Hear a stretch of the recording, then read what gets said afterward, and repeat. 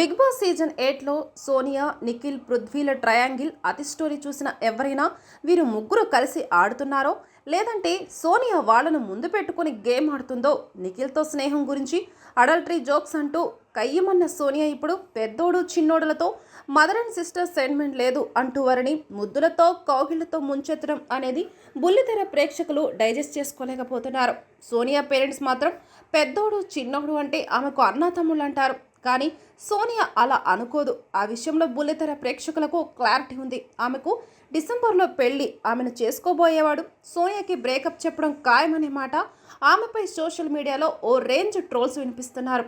తాజాగా 3వ వారంలో ఎలిమినేట్ అయిన అభయ్ బయట సోనియా వస్తున్న ట్రోల్స్ చూసి షాక్ అయ్యాడట. అభయ్ సోనియాను చేసుకోబోయే భర్తను కలిశాడట. అతను సోనియా ఎవరితో అయినా అంతే, అబ్బాయిలు అమ్మాయిలతో ఎవరితోనైనా అలాగే క్లోజ్గా చేతులు పట్టుకొని మాట్లాడుతుంది. చేసుకోబోయేవాడిని నేను, నాకు లేని ప్రాబ్లం మీకెందుకు అని చెప్పినట్లుగా అభయ్ చెప్పుకొచ్చాడు. పెళ్లి చేసుకునేది నేను, ఆమె విషయంలో నాకు ప్రాబ్లం లేదు, ఆమెపై వచ్చే ట్రోలింగ్ పట్టించుకోను అని సోనియా ఫియాన్సీ చెప్పుకొచ్చాడట.